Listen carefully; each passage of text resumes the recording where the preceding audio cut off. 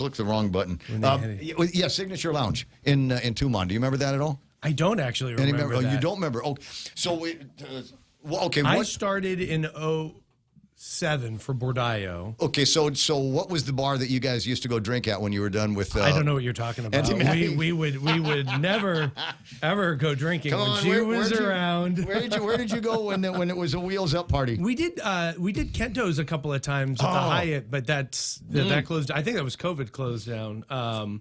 Where else did we? There was a bar that John Witt took us to. I don't. It was in Agana, up kind of as you go up the hill towards the airport. Right. I don't remember the name of it. Partying with John Witt. That is legendary in and of itself. I might have screwed up and hit the wrong button, so the Facebook feed is offline. That's fine because we're still on the YouTube side. Hopefully everybody is here. I've been kind of looking forward to this conversation for a little bit, and we'll repeat the introductions. Matt Herman in the studio. Buenos and half a day. Good to have you online. And it was nice when I saw Auntie Madeline. I refer to her as Auntie Madeline. And I got in trouble because I apparently didn't ask her permission when I grew my beard. That sounds about right, actually. That sounds about right. You know, because they did the book thing, right? They did the book thing for Uncle Ricky, and so I saw her up at the Capitol kitchen, and she comes in, and it took her a second to recognize me, and she said, "Oh my God, Raymond, what did you do?" Well, you gotta do it the right. Oh, Ray, what is that on your face? Yes, absolutely, absolutely. And next guy comes in, highly recommended. Neil Oranger is the president of Astro. Welcome back to the studio. Good to have you back online. Thanks for having me. You guys got a big day ahead of you, right? That's right. Absolutely. Tell me where it is I'm keeping you from. This is like the last stop before they've got to hit this bend to Sean. I'm just keeping the raincoat on because I heard there's a big storm coming. So I'm calling this a banana typhoon. Kind of, sort of, yeah. Unfortunately, it worked out that way. It's they were looking at this thing to develop a little bit more a little bit closer, and it looks like it got some good development going. And so all we're going to get is feeder bands, and this thing is going to go up to the Philippines. It's going to smack Luzon, unfortunately, and nobody wants to hear that. But it is what it is, and they just went through some heavy weather. This has been a bad month for them. That earthquakes, Taal is going up now, I think, as I speak, and so it's been tricky like that. So the Gamma Prototyping Center. Now, I've been, with the exception of an interview previously, I've kind of kept this on, not necessarily in a blind spot, but just kind of one of those places where I park things I don't have to worry about yet until I need it or until we're ready to push a button that says go. And today's push the button and say go day on it. So, all right. For background for our listeners, tell me about how you've scaled up 3D printing to a point where all of a sudden it's stuff, number one, that we can do here on Guam, and number two, we've got an existing market for. That is exactly right. Yeah, actually, for the last 20 years, we've been making 3D printed parts for all kinds of industries, including aerospace, automotive, medical device. Every single jet engine, pretty much, that you fly commercially has metal 3D printed parts. Now, that might scare some people, but it's actually a more efficient, more appropriate way to make parts because you can make geometries you just can't make in any other way. So as an example, and then he hands me a challenge coin, the Astro America challenge coin with the map of Guam on it, the Guam seal, etc. You make this thing out. So I'm going to assume this was made with sophisticated technology driven by Astro? That is exactly right. Yep. So that it starts out as powder, metal powder, and then a laser comes down and fuses that powder together. But the first thing you do is you start on your computer and you design a part in 3D. Okay. And as you're designing it, when you're ready, it converts into a 3D printed format, and you push the button, and it gets transmitted to a printer, and layer by layer, it prints. So I've obviously seen videos of this thing working at in the home scale. I got a buddy, my buddy Andrew's listening right now, and he's a big 3D printing guy. And I think the high point of his printing was he made these little feet, little tiny feet keychain, because we're in the same hiking club as it. And I'm like, okay, that's a very cool use of the technology, and you'd be able to do stuff like this, Andrew. But can you make a part that might be able to fit in a car or in a hospital environment? and all of that kind of thing. So there's, as you say, there's certain things that you can do, geometries that you can create in the computer, and then leave it to the printer to take care of all of that. There has got to have been, as you say, in the last 20 years or so, a significant amount of training in the technology that is computer-aided design. Exactly right. Yep. And in fact, do we have the talent here? I mean, or is that the beauty of it? You don't need to have a talent that's anchored anywhere. You do need training. You definitely have the talent here in Guam, but we need the education. And so what we've been doing is we're partnering with the University of Guam, Guam Community College, and what we're doing is we're actually bringing one of the top additive manufacturing universities to Guam. So a lot of times people talk about how they're going to go off island and get an education, and we've decided we're not going to do that. We're bringing the Colorado School of Mines from Golden, Colorado. They are actually going to set up a satellite campus of their mechanical engineering department here. And people are going to be applying to go to Additive Manufacturing University and come to Guam to learn how to get a Bachelor's of Science in Engineering, to learn how to 3D print. I've also wait. I got to do a link, and this will go back to when Matt was running around with Auntie Matt in Washington D.C. Yeah. Uncle Robert was here on Guam, running things over at the University of Guam, and one of his dreams was to stand up an engineering program. This sounds like it links. Correct. It is the missing link from there. We've got the first part here, and now University of Colorado is going to be Colorado School. They're going to be coming out and doing the other side, so we can get the degree here. And hopefully attract other students, foreign students and others, to come here to get that training. When we talked to UOG, and this was at the very beginning, we asked them, we said, so what's your pathway to get to mechanical engineering? Because same thing, I remember Dr. Underwood saying, hey, we're going to get mechanical engineering. And the honest feedback was, it's going to take us a decade or two to get there. We're just getting the civil engineering in place. And and Astro understood this, that we don't want to take kids and send them off island because many times they don't come back, right? So you got to bring it to them. Colorado School of Mines saw an opportunity with this. So it is the link, and it fast forwards to getting a mechanical engineering degree that you would have otherwise taken a lot longer to get.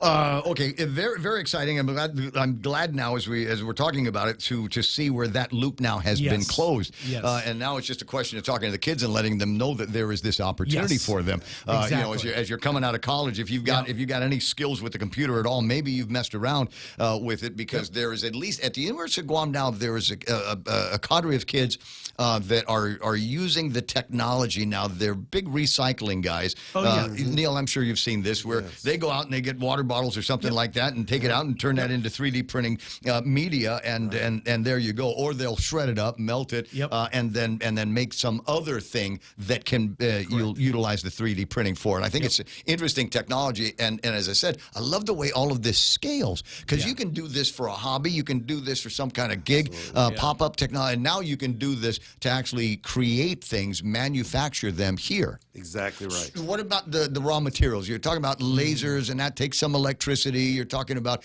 this incredible powder that you have. Do we have a mine for this powder here on Guam? That's why the School of Mines is coming, right? Okay, do we have to grind up the rocks or something? Well, so no, it is an excellent question. I mean, there is going to have to be a channel where we're going to be importing the metal powder. But we use metal powder for all kinds of manufacturing. People use powder to do welding and all kinds of things. So there are relatively local sources where we can import from Japan or Philippines or Korea, and we'll get that powder. Other feedstocks include wire.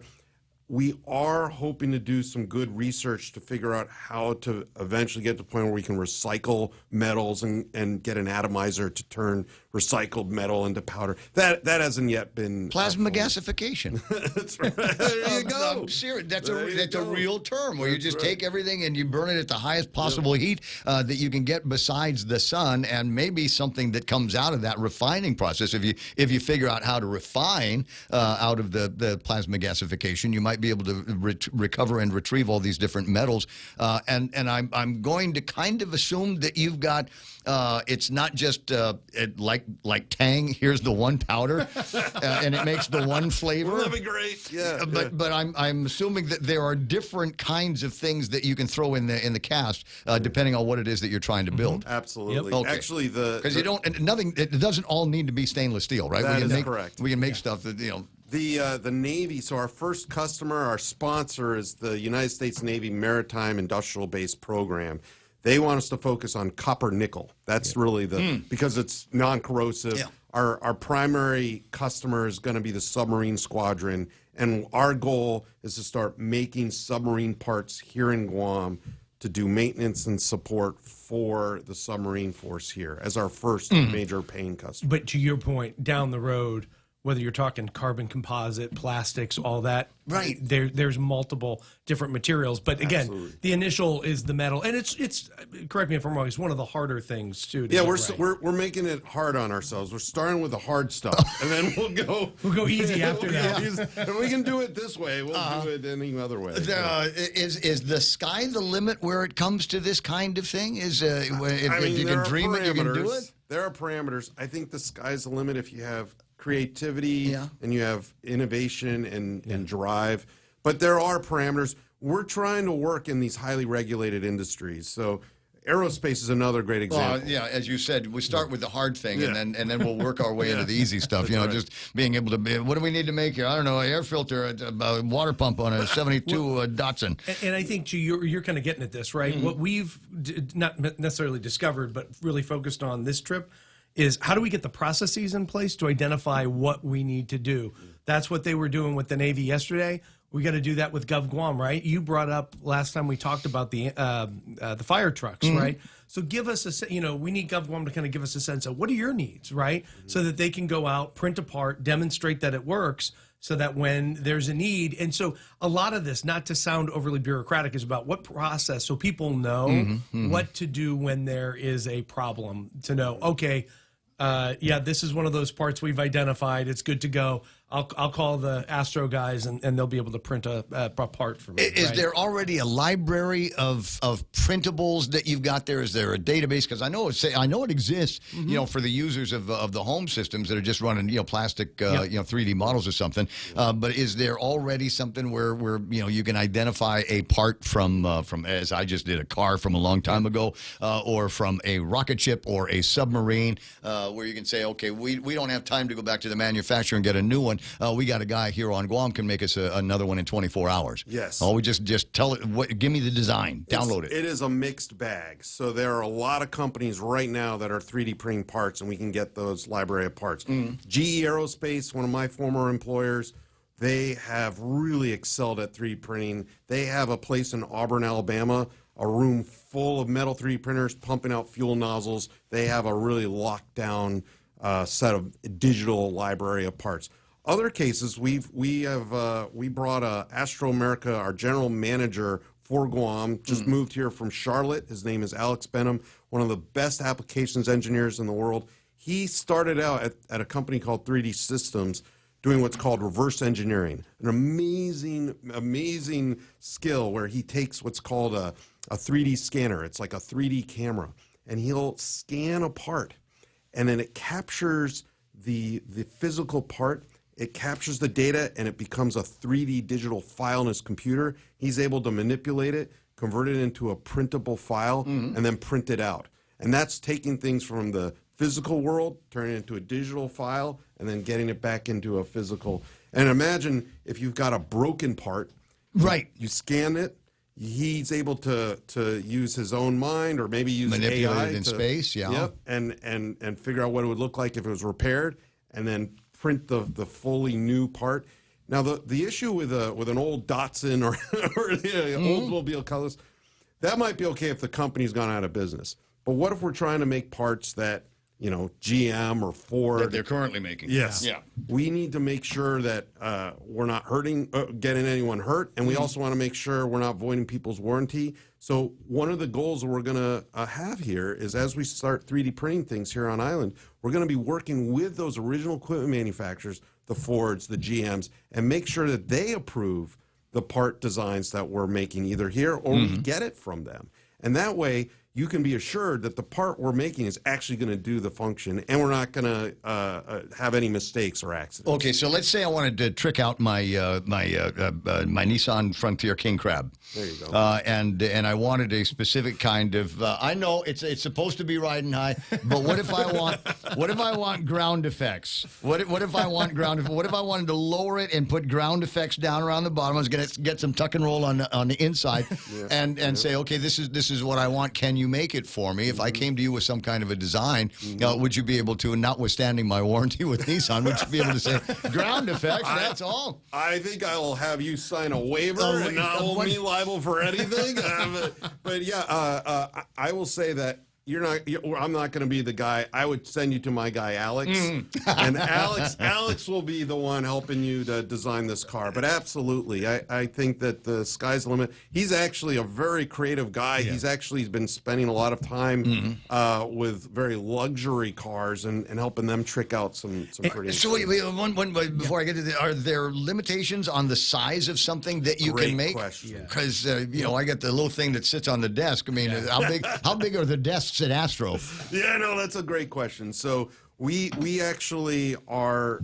So there are very large 3D printers. In fact, Astro is the one who developed the world's largest metal 3D printer. We have it in Rock Island, Illinois. Yeah. It's 30 foot by 20 foot by 12, I believe. 12 or 16, something. But like that, 60. But that's an exception to the rule. So we're going to start with machines that are maybe a half meter by half meter by half meter cubed structure.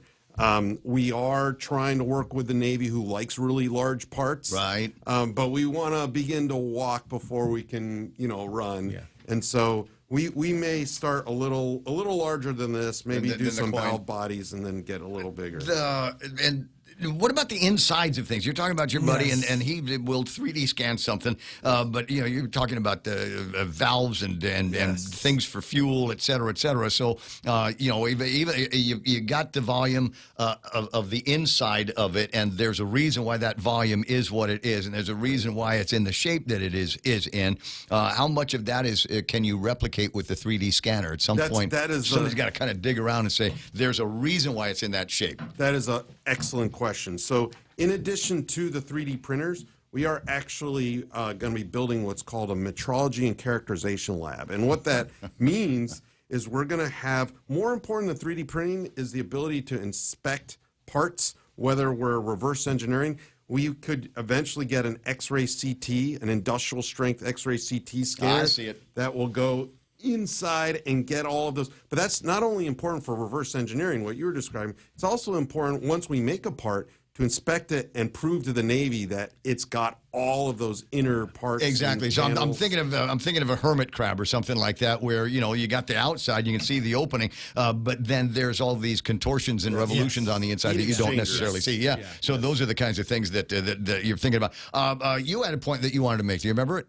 No, I don't. Okay, 8:55 in the morning. That's okay. I've got more because I got a note when they found out we were talking about 3D printing. I have a friend, and she works over at the Guam Power Authority, and she says, you're going to love this conversation and geek out with them like I did. And I'm like, okay, cool. But here's the thing, and I'm happy that we're all geeking out together. But what is it that you guys are going to be doing with GPA? You've been knocking on some doors, them and GWA? We would love to work with GPA. The issue with power is just as important as the issues with the aerospace right now. In fact, one of the biggest pioneers in 3D printing right now is Siemens Energy. And it's my understanding that GPA actually has Siemens Energy equipment and tools. So there are all kinds of parts and valves and gas turbines that break down. Yeah. And this is what Siemens Energy has been exploring. How do we make remote places to do part repair so you don't have to wait 2 weeks, 3 weeks, a month, 6 months for that part? If we can do just-in-time manufacturing on the island, and if Siemens Energy, again, says, yes, we're not going to void that warranty, Astro will be a certified supplier to Siemens Energy for these parts, you're good to go. But it's not just Guam. We're not talking about any of the assets necessarily held only by GPA. Now we are adjacent to power companies in the CNMI. We're adjacent to power companies in the rest of the blue nation that we've got. And we could make Guam a hub, a real true transshipment hub where we're actually making in Guam. We'll have made in Guam on those parts. We'll put those in those little channels. Just put it in a design, That's right, exactly. Little DNA things where you gotta know where to look for it. Yes, and it's somewhere in the machine where it says. I'm going back in time. There was an article. This might have been in the 80s about one of the guys that used to work at the Guam Power Authority in generation side, and he was this master mechanic, but he also knew how to cast metal, and so if something broke in the power plant. They say, is this something that we got to go and get manufacturer to come and give us a new one, or can Felix make us a new one? And so the guy was capable, and he knew how to build the molds and cast it, and in the very least, cast it with the material strong enough that it would wait until the new part from the manufacturer came in. This one would bypass poor Felix, who's probably retired by now, but it would make it so that we might be able to put things together here that will keep the lights on, keep things going until a part from the manufacturer comes in. Absolutely right, and that is or you can build it for him under license. That's right, exactly right. Another part. That is the idea behind the Navy's investment here. We don't want to have to be overly reliant on the folks in Hawaii or let alone the folks in the continental U.S. If we can make just-in-time parts, it's a whole new. One of the dreams that Auntie Madeline had for many, many years was to ensure that as much of the repair work that needs to get done in the military gets done here on Guam. Yes. We are the United States of America in Asia, and all of the repair work needs to be done here as much as practicable. This closes that loop. No, it closes that loop, and that is exactly where I started. As I got smarter through Neil and the folks out at Rock Island about additive, I went, holy crap, this is absolutely tailor-made for Guam. And then as they did more exploration, GPA, all these other use cases came out, and it was like, oh, this is a no-brainer, right? But again, it gets back to process. And GPA has been involved in a couple of the user meetings we've had. We need to get a sense of where are your needs so they can go out and start demonstrating that this actually works for them. But you might need to tell people what their needs are. It might be one of these things. The technology, additive manufacturing, such a new concept. It is. We don't know what we don't know. So it is. Well, and we've been talking about this on this trip too. We're going to have to. It's a continuous education, right? When the printers start arriving and are up and running, we want people to come up, take a look at it, so they get to understand it. Because it's one of those. You don't believe it until you see it, and so you got to see it. I'm going to start thinking. We've got plants that are inside buildings. We've got plants that are outside and on top of towers. And the question that I have is maybe one of these days, instead of having somebody in the States make me an antenna, maybe you're going to make me an antenna, brass, copper, etc., with all of the fittings, and we'll mount it on towers that maybe that you will be able to manufacture parts of for me. 9 o'clock in the morning, crazy conversation. Glad that you guys could make it. I know you got things that you got to take care of between now and 11 o'clock, so I'm going to let you get to it. In the meantime, we are headquarters for Fox News. Pika's Best is the point. John Duffy, the cuts are due to a shortage of air traffic controllers who have been working without pay since the government shut down more than a month ago. There have already been a number of delays at airports across the country as the FAA slows down or stops traffic anytime there's a shortage of controllers. Democratic leaders have sent President Trump a letter demanding a meeting to try to end the stalemate. He doesn't appear to be budging. We are in the midst of a disastrous Democrat-created government shutdown, and it is Democrat-created, but I don't think they're getting really the blame that they should. That's now officially the longest shutdown in American history. The president has said he will speak with Democrats once a short-term funding bill is passed. House Democratic leader Hakeem Jeffries says Republicans need to consider extending health care subsidies set to expire later this year. Republican policies are crushing people, particularly as it relates to the cost of living and health care. Fox's Brett Baer will interview the president and Leader Jeffries separately on Special Report this hour. Treasury Secretary Scott Bessent says he feels very optimistic after today's hearing before the Supreme Court on President Trump's tariffs, telling Fox Business's Larry Kudlow he thought the plaintiffs embarrassed themselves. They clearly didn't understand foundational economics. They didn't understand the trade policy they were talking about. And Bessent said he's confident the High Court would reverse a lower court ruling that the tariffs were illegal. America is listening to Fox News.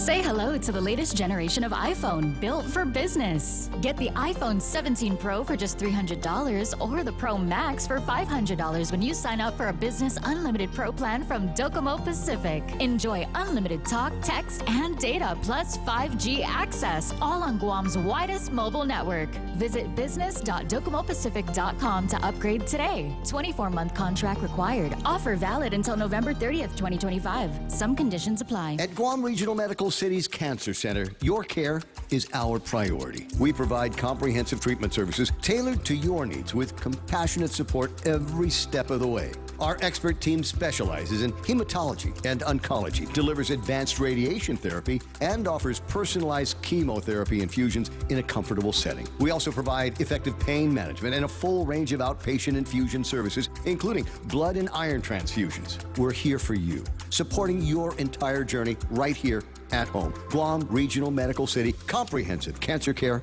close to home. European military bases. European NATO allies have logged 14 sightings of unidentified drones in just 2 months. Another example of how drones are becoming a global menace, especially near military installations. The latest incident occurred above Belgium's Klein-Brogel Air Base, reportedly home to U.S. tactical nukes. The unmanned drone reportedly hovered over a Belgian tactical fighter aircraft base for 2 nights, from November 1st through November 3rd.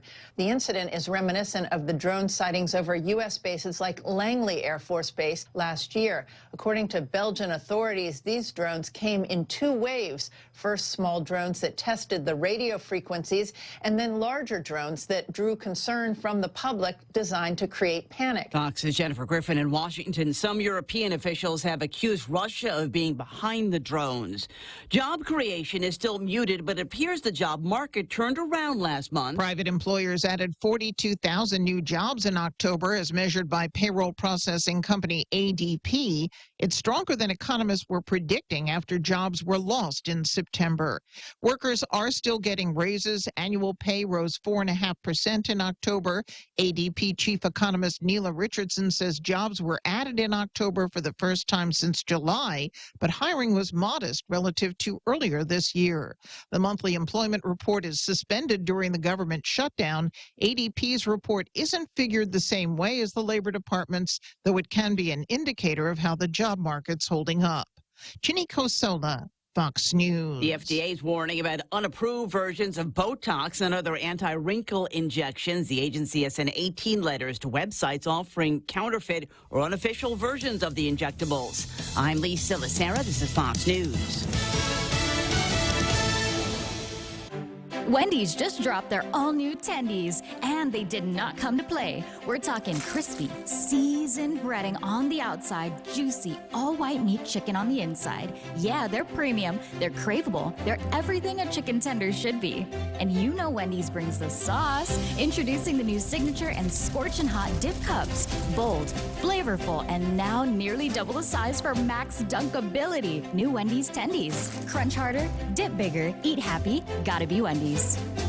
Travel goals unlocked. Whether it's Korea in the summer or Japan in the fall, the United Credit Card from First Hawaiian Bank can help you turn your urge to explore into your next boarding pass. Apply by October 31st, 2025, and if approved, earn 45,000 bonus miles when you spend $2,000 within the first 3 months after account opening. Unlock your next adventure with the First Hawaiian Bank United Credit Card. It all starts with yes. Terms and conditions apply. To learn more, visit one of our branches or go to fhb.com/United.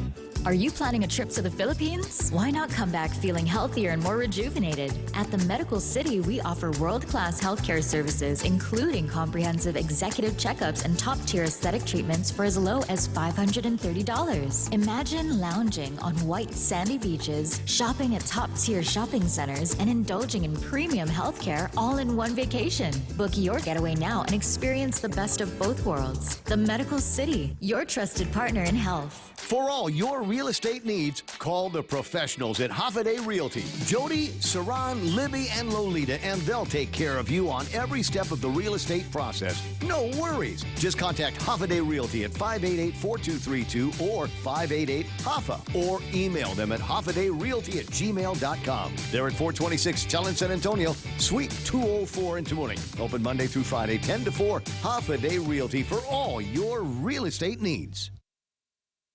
What? It got quiet again. All right, must be time for me to start talking. Portions of the broadcast made possible by APL American President Lines, a global presence with a local home, and the guys in the Nissan clearance team that they've got Paul put together. Here's the deal, and you hear this every year, is, we got too many 2025s, got to get rid of them, got to make room for the 2026s, and that's what the clearance team is all about. They'll go in there and clean that up, but they need your help. Make these guys look strong, make these guys look good, and go and get yourself pre-qualified at NissanGuam.com on the World Wide Web. Find out how much Nissan you can afford, and then get ready to get even more, because it's possible that some of the savings that they've got on these rides are going to propel you into a whole other purchasing zone. Maybe more options that you didn't think that you could get. Maybe it's going to be possible for you. So give it a shot. NissanGuam.com on the World Wide Web. Bringing you closer to the action. Any speaker, anytime. Watch and listen live on thepoint.gu.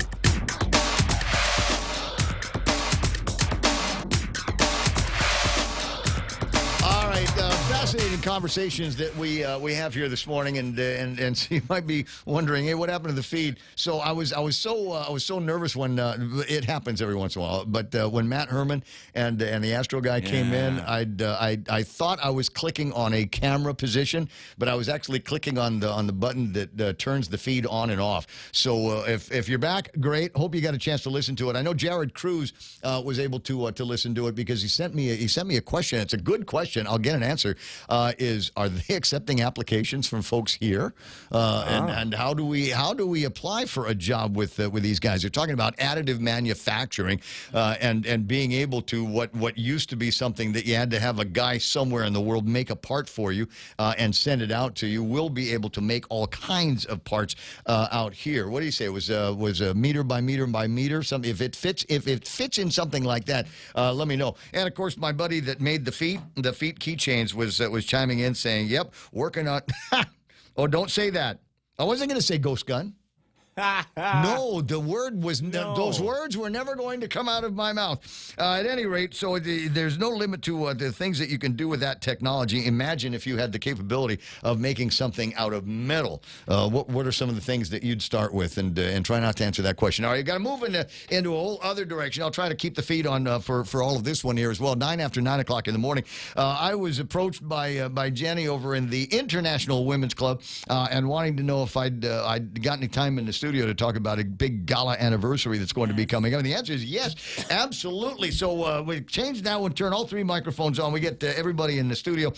There's Rosanna San Miguel, who needs absolutely no introduction. You're the current president? The current president. Current president of the International Women's Club. Right. How many women's clubs are there, do you think? How many do we need?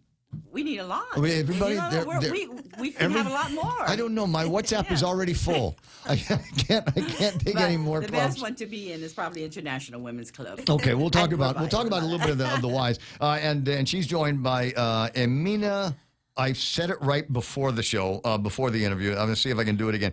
Lopachuk. That's right. Okay, now and now she's a little bit nervous because you say you've got an accent, to which Rosanna says, it's the International Women's Club. You should have an accent. Diversity is our strength and all of that. Where's that name from? Where's your accent from? Can you guess? I need to hear a little bit more. Okay, it's someplace where beautiful women are from. Okay, it's last name from Ukraine. Ukraine. Wow, interesting. Oh, wow. I'd love to spend some time talking to you about where you're from and what you think about the news and the headlines that's been coming out of there over the last couple of years, and praying along with you that it comes to some kind of a conclusion. I'm with Trump on this. It doesn't matter what we got to do. We got to get these guys at the table and negotiate a peace. There are too many young men and too many young women dying, and there's so many of them now that other kinds of victims from that kind of thing that become refugees and find themselves having to start all over in a land that is not their first language, their first, where they're first from. How did you come to the United States? What was your story? Oh, I moved to the United States 24 years ago to California. Okay. Yes, and I moved to Guam 10 years ago. And you were in Hollywood for how long? What movies were you in? Doesn't she look like she could be, right? I mean, she looked like she could, which Bond girl were you? I don't have this Ukrainian look at all. I was asked if I'm Spanish. Really? And that's okay. So again, the International Women's Club, and Rosanna's been running around Guam and making trouble for a long, long time. Oh, right. Yeah, how long have you been in with the It's women's? good trouble, right? I suppose. Well, you know, as long as the police aren't necessarily called, if they don't have the sirens on when you get there, it's not real trouble. That's right. Okay, so anyway, so how long have you been with the women's club? With the Women's Club, 5 years. I've known about it since before when I used to be in office, but 5 years. Jenny Cruz, the person that asked you to get us on, was actually the one that invited me to come to the club, and it's a good club. It started out as a social club, but now we've become a social awareness. There have always been women of awareness, and that's why they formed in the first place. But now more so with what's going on in the world today. And like you said about Ukraine and what's going on, our theme for this year's Women's Club event is Women Celebrating Unity for World Peace. Me and my friends, we have our concept is world peace through beer, but you know it's a whole different kind of club, different kind of angles on it. Right. But you know we all going for the same thing, and it comes down to maybe it was just a question of how do we understand each other better, so that we can resolve our differences without without bullets. But that's the great thing about IWC is because we're a diverse our ethnicities are so diverse, and we learn each other's culture, and that's what it starts about: learning each other's cultures, respecting each other's cultures, and learning what to do, and working together well towards a common cause. Well, you know that I'm Cassie, right? I'm Familian Cassie, and Yes. there's a part of me, with that guy Tumua. I said his name right this time, right? Tumua just performed at the University of Guam at the field house there, knocked down, drag out, great show, and I've seen a lot of clips on it. And one of my favorite things about it is the clips that I'm looking at is the guy is understanding the differences in the different cultures, the heritages, the languages, lifestyles, and then making jokes about it. And there's nothing wrong with that. I don't think there's anything wrong with that. I think sometimes we get so caught up in the wheels of political correctness and all of that stuff that we forget that one of the things that we do is make fun of somebody's accent or what you look like or what food you cook and all of that stuff, because there's things that make us smile. We wouldn't know about them if we weren't communicating. So let's keep communicating. And if we got to use laughter and comedy to get that done, well, let's do it. So the theme, as you said, is talking about world peace and community and that kind of thing. Women celebrating unity. Okay, for got world it. peace. That's right. I was going to say, so what do you call the husbands that are because I know it. Spouses of women celebrating world there's peace. seroptimists and there's seroptimisters. So I'm wondering if you have the same thing, because there's the husbands. It's the guy. What are you responsible for? Well, for the big gala, I've got a truck, so I'm going to be moving heavy equipment, and I'm going to be helping decorating, doing all of that stuff. So we made it easier for them this year. But obviously there's a role for men to play. Yes, of course. In the organization as well. So when is the gala?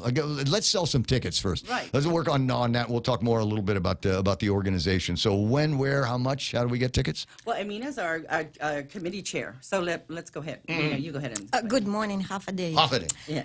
I want to admit there is a fabulous energy here. Yes. I was always wondering what's going on here, because when I listen to your radio station, it's so authentic.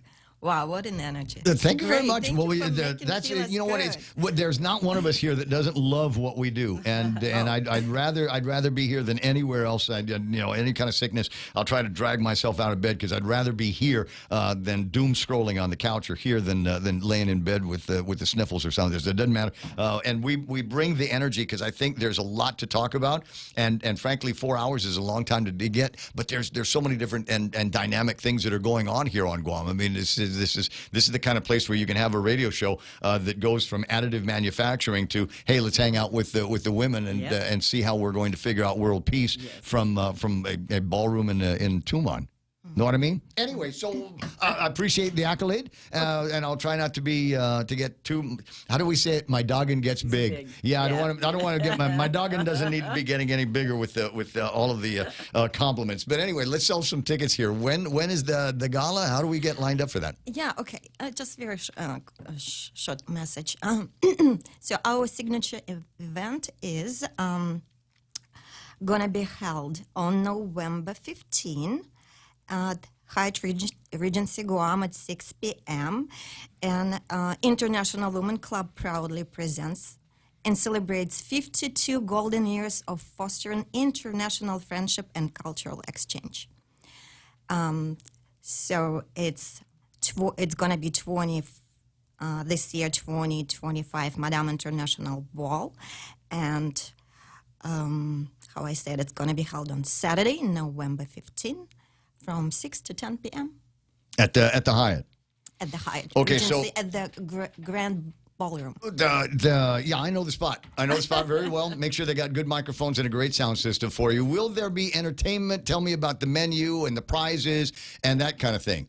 Or do we have that? What do we got? We will have all of it. There, We're going to have all of it. Again, DJ band. Right, DJ band. We're Photo not, booth. No band. DJ with a singer, of course. We're going to have the ball singer. And then we're going to have, of course, the signature part of our signature ball is the Parade of Nations, where all the different women come out with their different cultural garbs and their attire, and they come and they do, and it's a contest. And so the best costume wins. And then we're also going to vote for Madame International.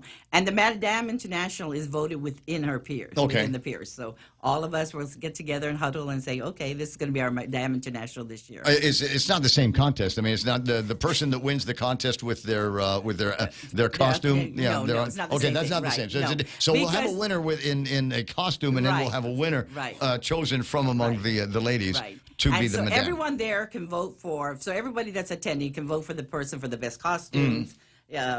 So forth, and then, but for Madame International, it's just the women, the membership will vote. I'm going to assume, because it's the International Women's Club, That's that correct. Chef Mirko over at the Hyatt is pulling out what little hair he has left in order to provide an international kind of cuisine for you. Yes, he is, and it's great. And one of the main features is his lamb. Oh, yes. So he's going to have lamb there. So that's one. And of course, we're going to have fish, and we're going to have all the international dishes. The ladies got together and they decided which one from which of their nations they're going to make. And You're it's the been boss. very- What did you select for Guam and the Pacific? Well, what we usually have. What What is- spam? Kelaguen at that. Spam Kelaguen at that. Okay, got it. My mom With had an international twist, of course. course, Gourmet. We have to make sure it's infused. I see. Well, as I said, and this is the frustrating part for the guy that's got to tell the kitchen what it is that we're going to be cooking and what everybody's going to be eating. What about Ukraine? Did you supply any kind of your wish list for the menu? I mean, you're the coordinator. You can, right? Our cuisine is very similar to Scandinavian, I would say, European. Our signature dish is dumplings with sour cherry, and it's served with sour cream. It's delicious. You can make that here? Yeah, but it's a lot of work. Okay, well need just the sour dumpling parts, yeah, and you need sour cherries. We need sour cherries. Are they regular cherries that are made sour, or they just picked off the tree early so that they're still sour? No, this is this sort. It's sour cherry. Sour cherry. I'm gonna, what, we need to look that up. I need to find pictures of it. Can we grow it here? I'm not sure. I'm gonna figure. All right. Well, I've grown everything, but Thank God, Chef Miracle can figure it out. He will sort out some kind of mechanism to make sure that's represented. What else do you guys eat in Ukraine? What do they mean? I'm trying to borscht. What? Borscht. Borscht. It's a soup with beets. Okay. Okay, it's our famous. Okay, and the beets are very healthy for you, as everybody knows. So I got it. Gives you a lot of energy. I got it. So is that how do I want to say that? Because it sounds very rustic. It's a soup with beets in it. Beets come out of the ground, and so I imagine it's something that's kind of universal. Poor people will like it just as much as rich people, and fairly easy to make. The more you meat you have, the probably wealthier you are. Yes, that's it. The bigger the bone. Yeah. in I'm the soup. trying to remember. My dad had a saying about that. There's biscuits and gravy. That's right. Was the thing that he always liked, and the more meat that you could have with the gravy, the better. And then the further up the ladder that you were. What are some of the other things that you do in the International Women's Club? Besides having the galas and things like that. I mean, what are some of the other programs? You're raising money, obviously, with this. Where's that going to go? Who do you help? Presentations. Yeah, we do country presentations, a lot of that. So we are very well informed of which countries, what's going on in each countries and so forth. This year, we're trying to, part of the proceeds will go to Guam Homeless Coalition. So that's where that's going to, and we're hoping never enough money for that. Right. It turns out that that's one of the biggest problems that we have, and it's a growing problem. It's obviously, there's the thing that we've got to worry about the most, and you're sitting in chairs, and I had a couple of guys from the University of Guam in yesterday talking about the problems that come to us now that are basically based on crystal methamphetamine, and there's so many people that are suffering, from the economics of just the time that we live in now, and the inability to be able to pay the rent on a house. Forget about buying a house in 2025. But there's so many other people that have been, they've suffering from meth addiction, been kicked out of the house because they're too busy stealing things or beating up the wife and things like that, and they say, get out. And so there's so many more people that are living homeless on the streets. And unfortunately, the real Joe and I, from where he drives into Ganya Heights and where I come in from MTM, there's a lot more visible homeless that we've got now than I think I've ever seen. You too, right? Yep. In Aganya, especially Aganya. Oh, Aganya's I hate to use the word infested in it, but I think that's the only word that adequately describes it. That's true. And one of the reasons is because that's where they go to get fed. Right. And there's still a kitchen. The kitchen right there. Yeah, there's a casino over by Hulali, and there's food there for them, but they've got nothing else to do between the time that they wake up in the morning and the time that they can go and get something to eat finally from somewhere else.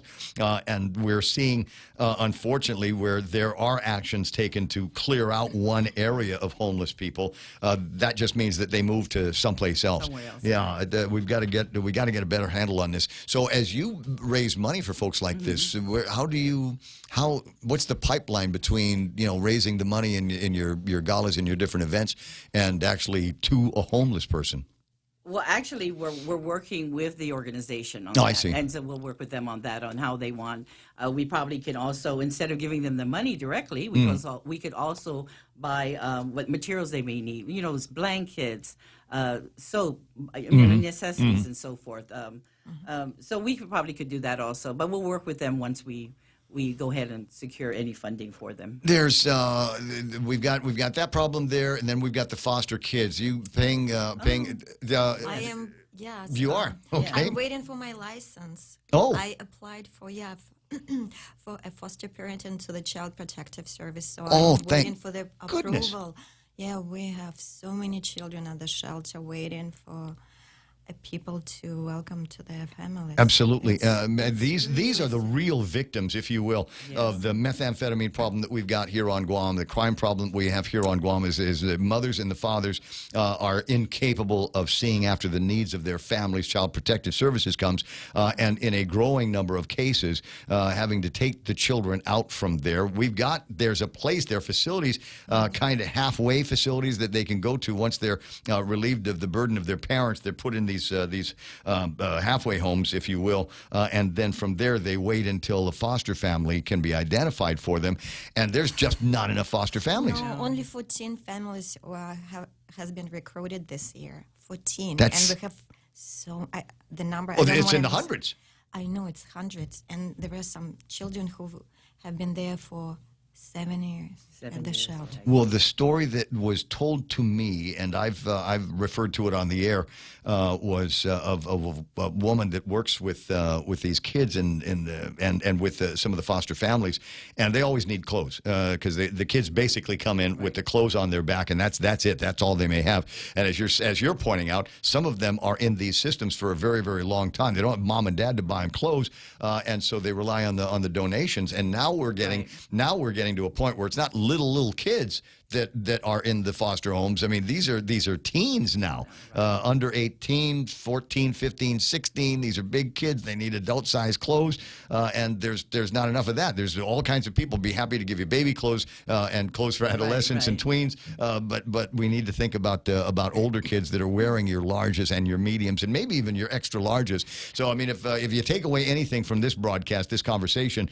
number one, if you're a woman, I'm sure that they're always looking for new recruits for the the International Women's Club. Right, we are. Yes, Absolutely. And if there's a way that you want to help them help, find out all the different places where you can go. I've got a bag of clothes that, frankly, I was going to give to somebody so that she could sell them because she wanted. And I don't know if I dig too deep into this, people will know exactly who I'm talking about. But she will sell secondhand clothes for another pet project of hers. And when I say pet, I mean four-legged pets.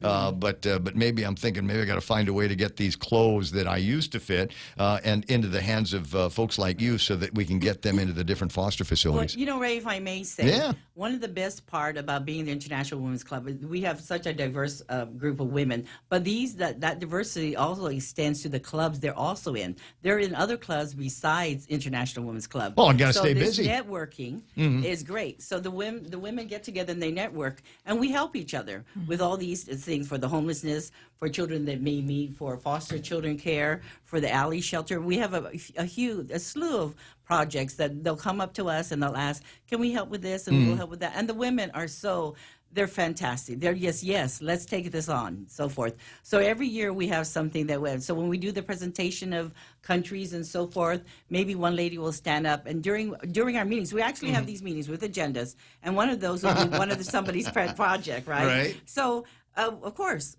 we as diverse women and women caring, we care from the heart, so we give from the heart. So all our women come together and say, hey, let's help so-and-so. Amina has this project with Harvest House at one time. We helped with their alley shelter with one Harvest time. House that's ground zero for foster kids. You're right. Yeah. I'm a volunteer. Taylors are such incredible people, aren't they? Right. They are. They are like. If you want to know what it is to be close to God, live like these people do with the generosity that they've got, and they've got one kid there that came in as a foster. That's their adopted son now. The first one, and they kept him. Yes, right. Yeah. So if I may go ahead and plug this in, I would like everyone to please come out and buy a ticket, buy one, buy two, buy a table. For I was going to say, buy a table for the Madame International. Yes, buy for Madame International Ball, and this will go out to help for the community. But much more so, I think it's more the friendship that everybody brings together, and that's what Guam is all about, right? Okay, so one last thing. I know it's kind of we get into a heavy conversation. Right. We're trying to sell tickets to a fun gala, but heavy conversation. Last month was October Domestic Violence Month, and unfortunately, you and I both know victims of domestic abuse here on Guam, and sometimes it's terminal. And so, is that another one of the projects or issues that the International Women's Club tries to put some attention on, light a little bit of fire under? We can. You can? Yes, we can. We just need to get a member, a couple of new members or two. A couple of new members to come in, and we'd like to invite them. I mean, we'd like to invite the different ethnicity, other than the Chamorros that come. We have a lot of Chamorros that are part of the International Women's Club. So we're asking the other ethnicities to come out. You know, other people that that just got on an island, and you're different. We have one from Sri Lanka. Do you know Shaha? Have you met Shaha? She's been a member. I might have to attend. I might have to go to the gala and find out more about her. And you need to come. We need to invite more Russian and Ukrainian people. And we heard there's actually a couple that we heard from yesterday, right? That you met a nurse that's actually at GRMC from Ukraine. Wow. I think so. I might have run into her at some point or another.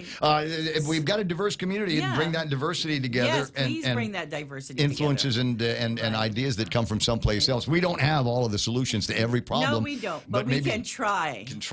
All right, I'm crazy about the program. I'm glad that you guys came in. And besides this particular event, what else do you do for fun? I mean, it can't all be sitting around talking about foster kids and meth heads. So and homeless.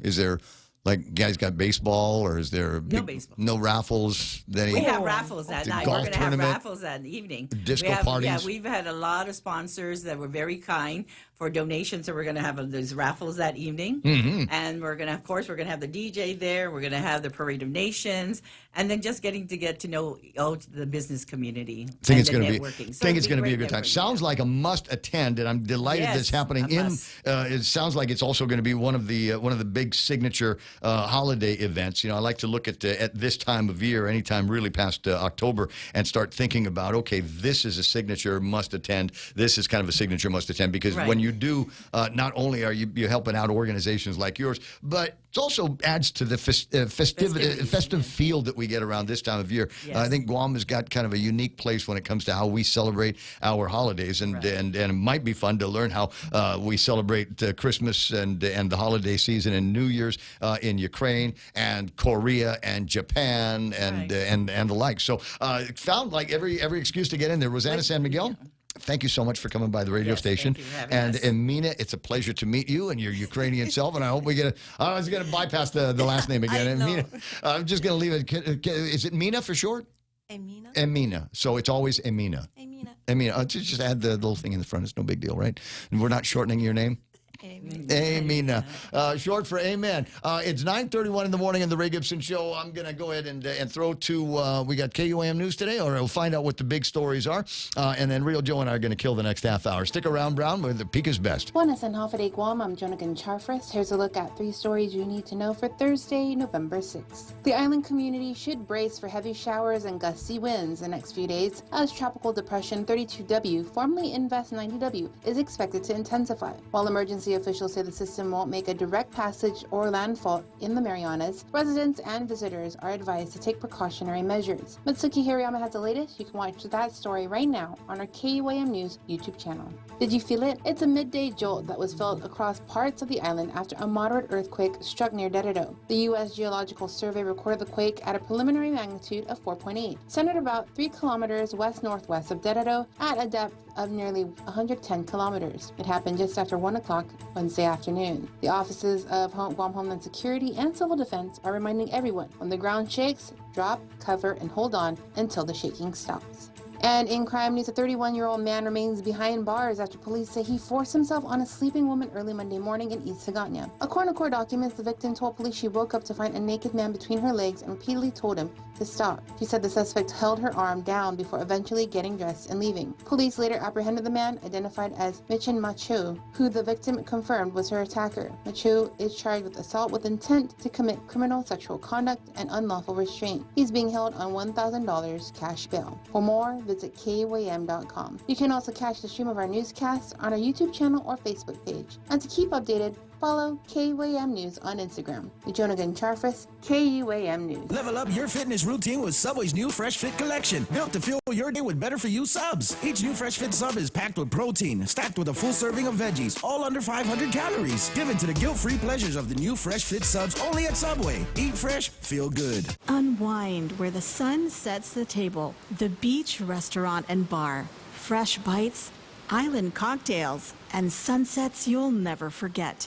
Open 4 to 10 Monday to Friday and 12 to 10 on weekends. Visit GuamBeachBar.com. The beach, where every visit feels like paradise.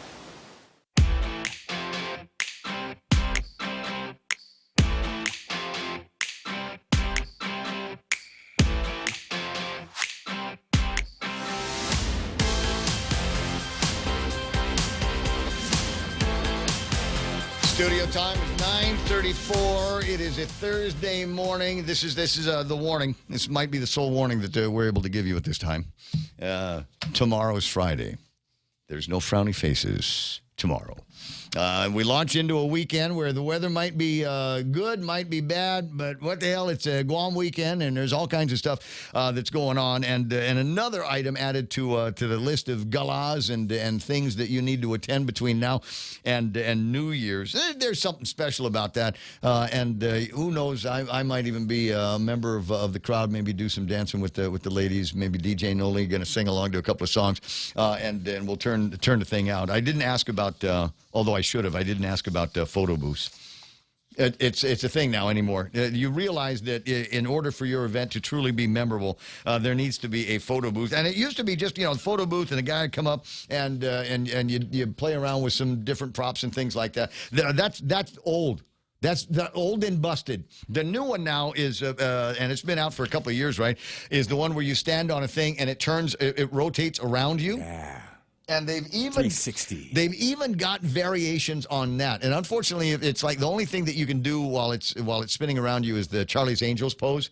Yeah, that's kind of it. But the might be, you know, as resilient and as creative as we are here on Guam, maybe we'll come up with something new to replace the Charlie's Angels pose as the thing is spinning around you. But that's some interesting technology. Wouldn't it be interesting to see down the road, you know, combinations of the cameras and AI and you in the thing. So instead of you holding up props and stuff like funny glasses or wearing a wig or something, maybe you do the AI and it will dress you up, put all the logos that you need behind it, but do the thing and make you just taking your facial image, your body scan, and all of that, and then putting you in a different outfit, in a different uniform. Yeah. And International Women's, you know, a different dress for each one of the things. A date. What's that? You could add your own date to it. 9:36. My favorite setting would be skin to win. It would be skin to win, Joe. Sydney Sweeney. It'd be the thing. Were either of us wearing our shirts last night? I don't remember, man. I know you wasn't. weren't. Yeah. I know you weren't. I was running up the hill or up the street. I was running north, right? Yeah. Okay. I had not taken off my shirt until I got to Weston. I saw your face, and then I started to do this. You know what? No, he did that. I'm not worthy. I'm not worthy. Dude, there were so many girls. Yes, correct. Correct. The fun of Run with Friends. But one of the things, and you, I think, adequately pointed this out on one of your posts. I think it's on the Strava, is that it's busy in Tumon on a Wednesday night. You know, and I'm kind of happy about that. There's a lot of people running around doom and gloom, hospitality industry this, hospitality industry that. But you know what? The people are still coming to Guam. The airplanes are still coming. I see them, and they're still going out there, and they're still pushing strollers, and you know, husbands, wives, a couple of kids, maybe one in a stroller, and they're out there doing their thing, looking for something fun to do. And I think that's you know, it might be like this for a while. We just got to get used to it. You know, I was looking at some numbers yesterday. We talked about this, and in Hawaii, where they obviously have got more people coming through, their numbers though are dipping, but the amount of money that they're being able to capture is going up. As I said, you know, to me, that's the indicator that the prices for everything that the tourists have to pay for are going through the roof now. And maybe that will end up being good for us at some point when people say, yeah, I was thinking, and you got to imagine this is being said in a Japanese or Korean accent. Yes, I was thinking about going to Hawaii, but it's too expensive there. And instead, I'd like to be a little bit closer to home, and the beaches here. I would take any beach on Guam, any beach. I'll take any beach in the Marianas, and put it up against any beach in Hawaii, and I guarantee. I think I know why. I guarantee it's cleaner, and I like the sand on most of the beaches on Guam, and I think I just think we got better beaches. Certainly, the water's warmer. In most places, even Okinawa. You go into Okinawa, you dive in Okinawa, you need a wetsuit for that, or you just got to be really, really tolerant of the cold. But on Guam, most of the time you get in the water, bathtub temperature, right? Not good for the coral, but hey, it's nice for us. Yeah. We just sit around the water with a little floating cooler, drinking beer. You know, and nobody telling you not to do this. With your don't do that. Oh my God! Don't pet the seal. Oh my God! Right. And I don't want to repeat the story of the first time as an adult I went to Hawaii with my boom box and my cigarettes and my beer. That's not allowed. Everybody's no, you can't do that. No, there's no smoking over there. No, you can't turn your boom box on. That's going to be a nuisance to people. And I'm like, can I barbecue? So do you have a permit? To barbecue? You got to pay for that. It's the beach. I'm outside. Somewhere along the way, somebody screwed it up, and the entire state lost their mind, and they decided that we have to control this. And so if you want to do this, well, you got to apply for it, and there's only one beach that you can do that at. Like drinking on the beach, I think the only place you can do it is in like a hotel beach bar. Or Bellows. Oh, I get it. Right on the base. I get it. Yeah, I got it. Yeah. So instead of just going to the Safeway and get myself a 6-pack for $4, you want me to go into the beach bar run by the hotel and pay $10 for that drink. Ka-ching. Yep. And that is among the reasons why, and I don't think we make a big enough deal about it. The other one is we're not crowded. There needs to be, especially around wintertime, number one, Guam is warm, and it's starting to get cold in Japan and in Korea, and maybe, with all the climate change Nancy boys that are out there and beta males, it's getting cold, there's climate change, da-da-da-da. You want to get out from under climate change? Go to Guam. Go to Guam because it's hot. All the time. Never mind climate change. It did not change on Guam. It's hot all the time. And there's room. There's the other thing. Is you go up and down, comparable sidewalks in any city that you can imagine. Yeah, there's elbow room. There's room to get 100 people running up and down the Challenge San Vitores on the Look at Me side, along with all of the tourists and along with these other pedestrians and other people that weren't, otherwise pursuing, and the homeless. And the homeless. Oh, there's always room for them. Yeah, you know what? You gotta appreciate them because they get those little the bus shelters all to themselves. Oh, that's true. All to themselves. I mean, that's great. That's the kind of room that we have here on Guam, where a homeless person can basically take over. Without that I know of, it's not fighting. It's all yours. Never seen any fights. Yeah, right. Yeah. You can keep this one. You can keep this one. Do they now? For the most part, the bus shelters that are taken over by the homeless in Tumon are Guam Regional Transit Authority. Have you noticed that? I noticed that. Like the GVB ones, those don't tend to get overrun by the homeless. I think it's because they've got the chairs on them with the little indent, not the indent, but they got this little thing that Astro prints out with their 3D printers that sticks up, so it's hard to sleep on them. But the ones that the GRTA bus shelters, they don't have any of that. So you get a guy my size, he could stretch out, got someplace to put his stuff, and get it done. But as I said, that ought to be something, number one, that we control. Too many visible homeless people in Tumon. It's getting a little bit cleaner. And I think that's from regular folks that are picking things up, and the fact that GVB finally took my advice and they've got a temporary solution for some trash receptacles up and down Challenge San Vitores. We got it on the beach side, but we need more on the road side. 9:42 in the morning. Who's on the phone? He just wants to know what's the name of the company of the guys you were talking to with the manufacturing. Astro is the name of the company. Stand by. I'll see if I can if I've got it. It's one of those things where I know it, so I think that you need to know it as well. But my apologies for that assumption. And the other thing is I introduced them on the way in, introduced them on the way out. There it is. They are Astro America, Blue Forge Alliance, and Maritime Industrial Base cordially invites you.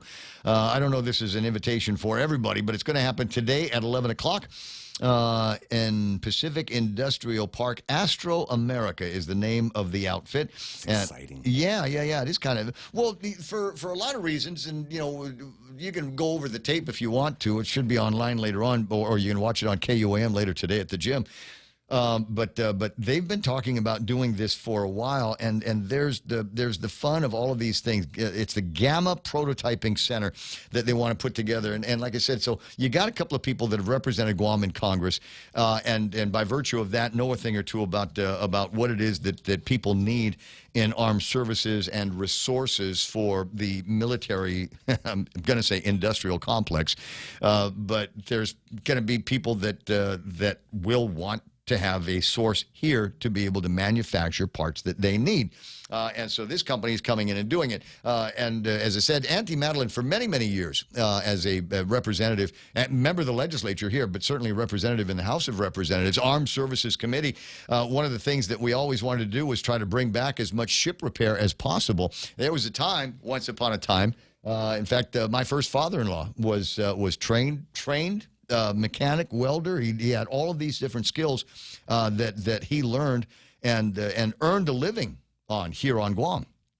And then there was a change and said, no, tell you what, we're not going to do that on Guam anymore. We're going to do that in Washington. We'll do that at the base in SeaTac. And the job dried up here, so he had to move his family off to Washington State to get that done. And there's still, I think if you go up to Washington, there's still grandkids, kids of men and women on Guam that had these skills at the old SRF that had no other choice because it wasn't after, this is what they taught me to do and there's no job here, so I got to go find someplace that has it. And so there's still probably a whole lot of them that live up in, in Kent and the Kitsap.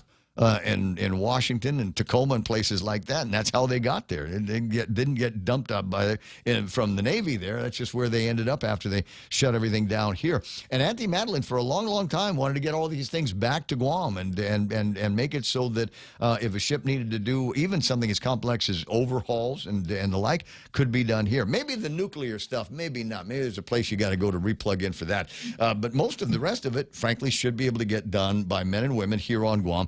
That are trained to do it. And if we're going to be talking about finding a niche where we can get that done to be able to replace something in between the pump and the propeller on one of these big ships, if we've got the skills to get it done here, and if we've got the material to do it, then let's do it. 888-8255, 888-TALK. That's a telephone number around here.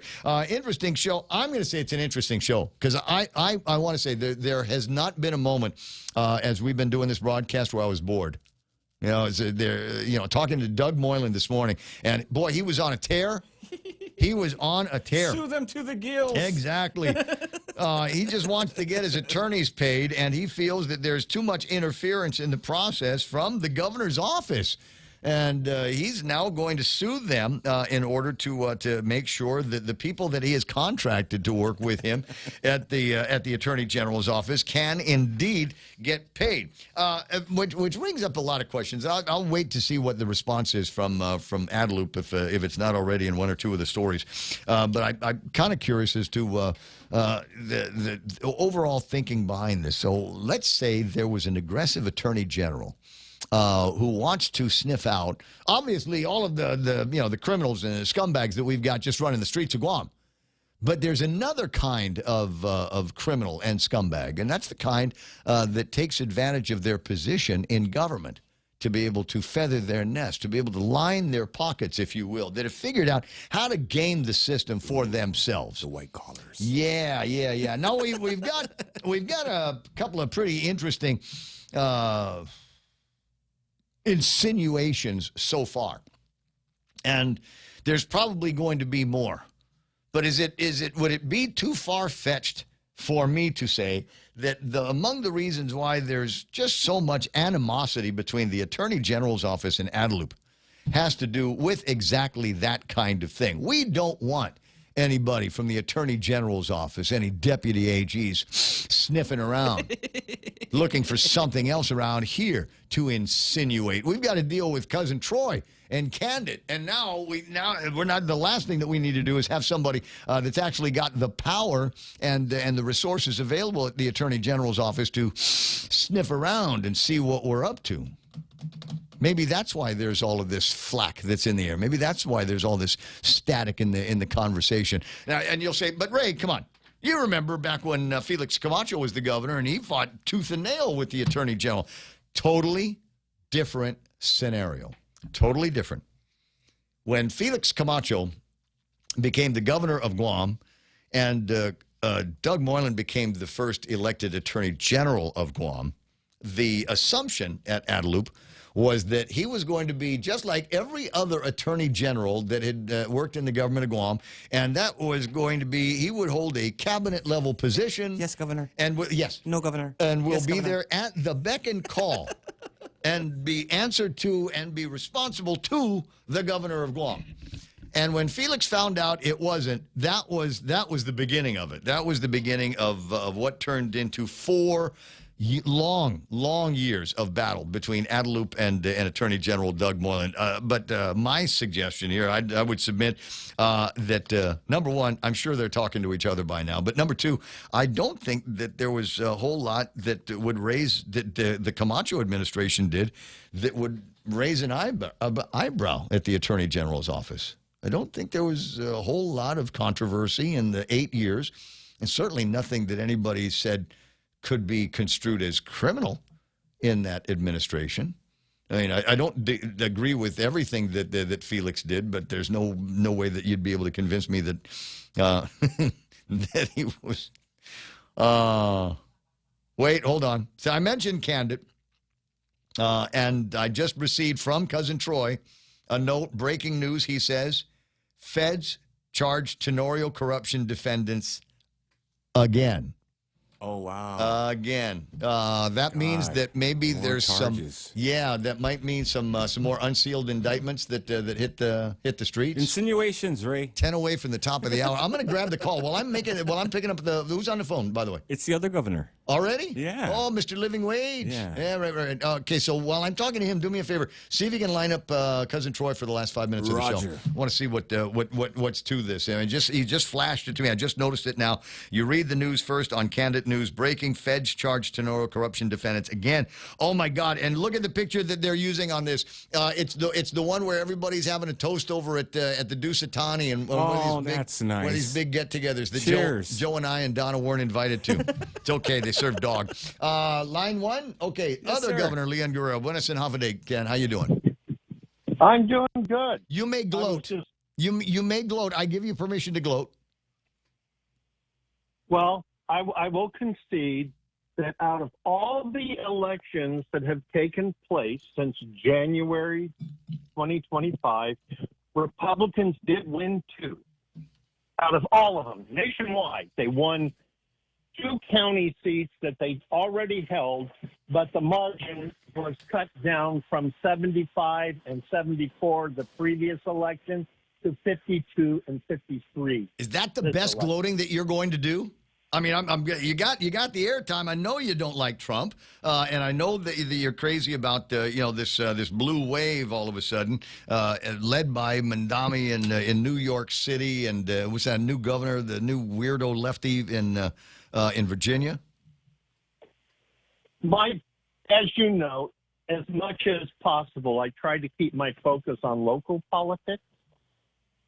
And every now and then I will dig on the national stuff. But local, you raised an interesting point about us getting a real attorney general. That's why when I was trying to do the referendums, I wanted to break the attorney general's office into 2. Yeah. An attorney general that represented government of Guam and a public prosecutor that represented the people. Because in the Camacho administration, you may have noticed I was pretty silent. I mean, there were things he did I didn't like, but I didn't find at all during the Camacho administration? Corruption. Overt corruption, like I've done in other administrations. And even the current Attorney General, I have taken corruption stuff to him, and he's just let it slide. So it wasn't until I took stuff to the feds that all of a sudden things got changed.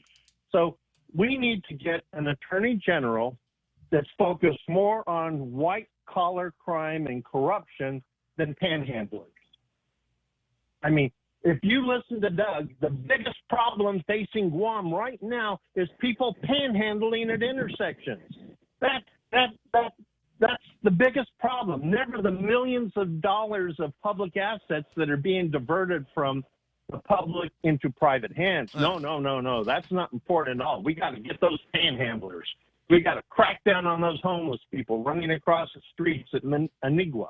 Yes, we do. That's a yes, problem. we do. But That old lady that's pushing the cart that almost got run over last night because she couldn't be bothered to use the crosswalk. Yeah, but I mean, in the scheme of things facing the people of Guam, what is more critical? All the public lands that are being diverted away from benefiting the public, the millions of dollars of public funds that are being diverted, or a lady who can't cross the street fast enough? It's not fast enough. You don't cross the street there. It's the broken window thing, and I agree with you. I'd like it to be where we had hardcore guys over at the Attorney General's office that was chasing down white collar crime, blue collar crime, methamphetamines, criminal sexual conduct, especially when it involves kids. All of that. I wish we had more people to get it done. But really, how many prosecutors does he have? How many people does he have? And when he tries to fill the requirements of these offices, you get nothing but static from the Adelup and other Doug Moylan critics out there. Well, that's why we need to break those two apart. Attorney General, public prosecutor. Okay, but who's going to do that? That requires action over at the legislature and or the voter initiative. And I was looking over at the voter initiative rules and regulations, and they are prohibitive, to say the very least. The time period, you know this, the time period. In fact, you are the guy. You're the case that comes up. If you search this voter initiatives on your Google or your Gemini and your Grok or Chat GPT, it will cite a number of cases, including the cases that Ken Leon Guerrero just a few years ago tried to get through the process over at the Guam Election Commission. And at every stage, every step of the way, there was a reason why it couldn't get done. And we'll start with the requirements for signatures on petitions.